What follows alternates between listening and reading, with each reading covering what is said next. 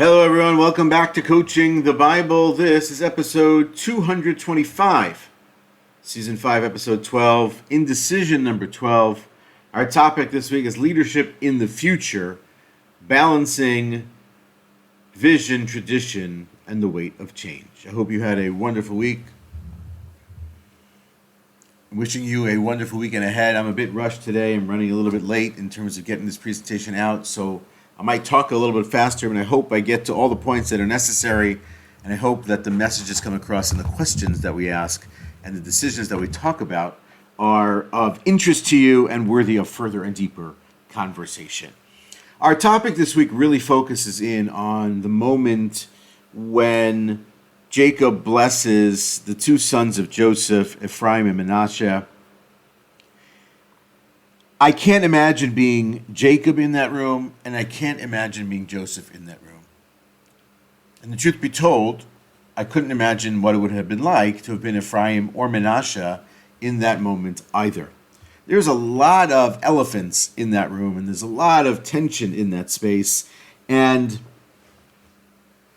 I would say that it doesn't go down smoothly. And so it's an interesting thing to think about. Most of the time, I believe people think about the perspective of Joseph in that in reacting to the actions of his father, and maybe less so think about how or why or what was the process of thinking and decision making for Jacob in that moment. And so blessing those two boys exemplifies a certain kind of tension, and that is when a leader has to make a decision that challenges tradition, that risks relationships, and that may spark resistance, but knows that it's the right choice for the future. What do you do and how do you do it? That's exactly what's going on here in this moment. Jacob has a vision for the future of the people of Israel, generations ahead. He's at the end of his life, and he has to get this out, and he has to get this set up, and he has to get it ready for the period of time after he is no longer alive. So he has a lot to do and not a lot of time to do it. And this is not just a conversation or a decision that lives inside of purely family dynamics, although that is a key factor here. This is really another masterclass in navigating competing priorities and ensuring alignment with the higher purpose. And so there's a lot of psychological depth here. There's a lot of principle depth here, and there's a massive amount of leadership that's here as well. And so when we think about what's going on in the room, we can appreciate what happened. What happened is that once again, a father blessed the younger child ahead of an older child. This is generations in a row that this has now happened, and it's happening again. This time, however, it's different because there is someone present who can and in fact does protest, and that is Joseph. But it seems that this has to happen. This has to happen. These two boys, men, have to be blessed, and in knowing that that's the case, you can appreciate that in the room there's an emotional toll that this pattern of behavior, of action, has on each participant. You know, for Joseph, how difficult and how painful that must have been to experience, and then to now potentially see it being played out again with his own children, without his knowledge, without his volition, without his input first. He protests. He says, look, let's not do this, Dad. This is not a good idea. And he tries to move and realign the hands. It doesn't work. Jacob went through it too, many years of exile after having taken the blessings from his older brother. So what I'm going to imagine that they both understand similarly, but also differently, what's going on here in this room. And so initially for me, I thought about how if I'm making this decision, if somehow I can find myself into Jacob's seat, or if I'm a leader and I have to elevate someone who is the younger, I have to promote the person who has maybe less experience but has the most or more raw talent, or can do the most long term that's beneficial to the team and the company and the product and the economy and the community and so on and so forth, that I have to disrupt what would be the natural, normal flow of leadership for the sake of that younger person. I want to think about, how might I do that? What are the different ways that I could do that, which helps to inform the way that I actually then go about doing it, right? So in the case of Jacob is, what are the alternatives in terms of how to bless these two men that would be, maybe get to the same result, but would be different than the method that he actually employs. And so he could do it privately, where he's meeting with his grandsons in Egypt, and he wants to give them a blessing, and there's no confrontation. And so the boys are blessed. He gives them the blessing that they deserve. He then informs Joseph afterward that he blessed the two boys, what exactly he did. He informs everybody else that he elevated these two men to be amongst the tribes, and that happens later on. There's a benefit in maybe that preserves some family harmony. It's a benefit in that it avoids immediate resistance, but there's certainly a con, the negative side of that, which is that it lacks the transparency. It maybe lacks the symbolic power that's necessary, and then it maybe puts it in dispute for later on. That's one alternative. A second alternative would be equal blessings. So the brothers Ephraim and Manasseh get the same blessing. Jacob doesn't switch his hands, none of that. They get the same blessing. Or they get different blessings, but none of the theatrics, let's say, of the experience. And it happens in front of Joseph as well. A lot of peace in that.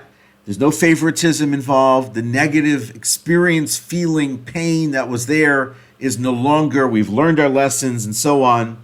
However, it effectively dilutes leadership for the future and fails to give Ephraim the space and position and opportunity that he needs and that they need as a family from him and his descendants, by virtue of the fact that you want to be mindful and trying to overly careful with the balancing of the emotions. The third approach would be to delegate it to Joseph. Tell Joseph what needs to happen. This is what you know. This is a vision that you had. It was a dream that you had. This is what needs to be for the people going forward. Explain it to him. Make it clear. Make the case to him. And delegate it. And then Joseph oversees the blessing in due time with his own boys. And so the pro here is that it leverages Joseph's authority, his leadership position, his role in the family. It reduces the tensions that might come up in that situation. The con, the negative, is that it very much undermines Jacob's role as the patriarch in the family. And then maybe it sets up a different concern, which is favoritism of these boys by Joseph, which might be a different concern vis-a-vis the brothers and the other grandchildren. Or the last one could be, in some sort of a will and testament where Jacob makes a posthumous announcement, let's say, where he reveals that his decision was to elevate these two men to this position of tribe. And Jacob rejects every single one of these. And he goes with a mostly public experience. I say mostly public because the other brothers are not present, the other grandchildren are not present. It is only just the four of them in the room. So it's a mostly public gesture or event that takes place. And it achieves some very key goals, right? So once you appreciate the different alternatives and you explore those 1, 2, 3 levels, as we always talk about, the pros, the cons, make the case for, make the case against, so then you can appreciate better or worse the decision that's actually made and the manner in which it actually plays out. So by doing it this way, Jacob is creating a a narrative that is trying to align with the larger covenantal picture. So as much as he's creating perhaps some localized and immediate feelings of pain or pangs of suffering for Joseph, he is placing these two men into the space of the covenant and roles as tribes, which perhaps has to happen in a very public and transparent manner.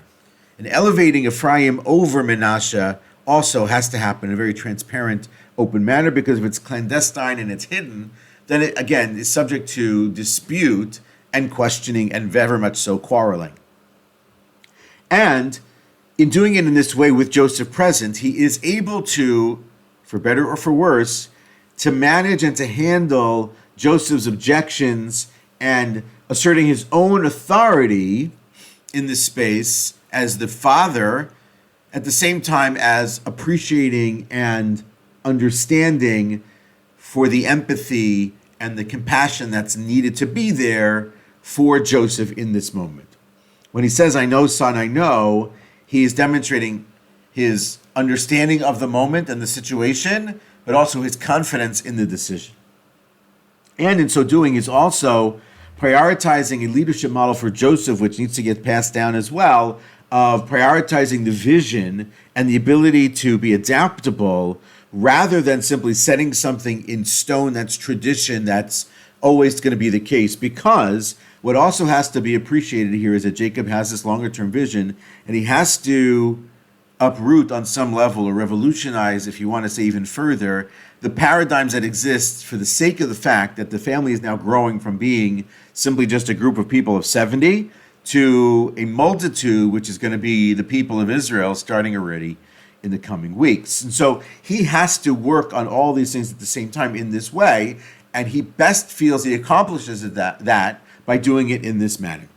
So he's ensuring the covenant's continuity by aligning the roles, by aligning priority of role to Ephraim over Manasseh. Not that Manasseh is a nothing, but that Ephraim he sees has this additional level of role of leadership in the future.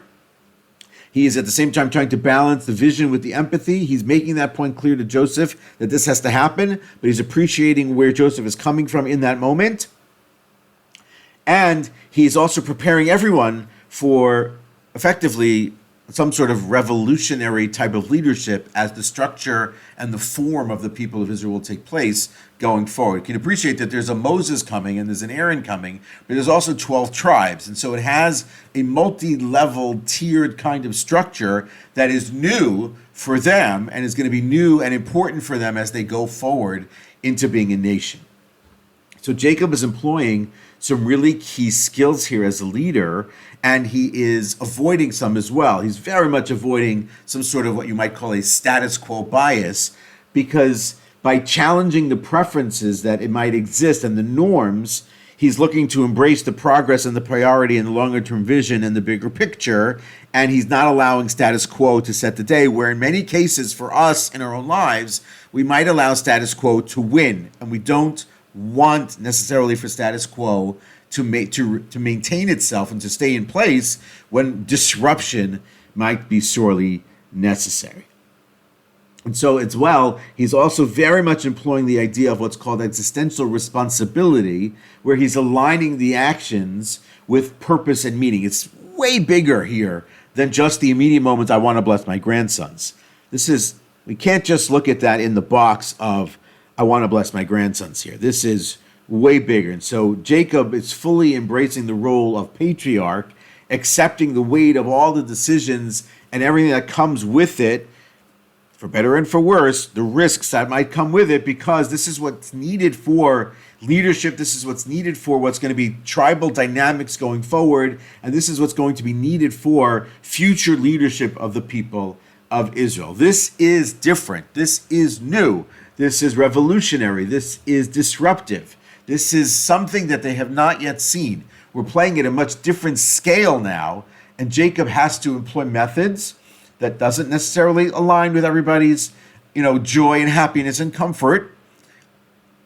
We see further when he blesses the sons later on. He is not happy, happy, joy, joy in every moment in there. He is honest and he's sharp and he shares, because that's the way this has to be. And so Jacob's blessing of Ephraim and Manasseh exemplifies a certain type of bold and visionary leadership. It's not something that you saw from Abraham. It's not something you saw from Isaac.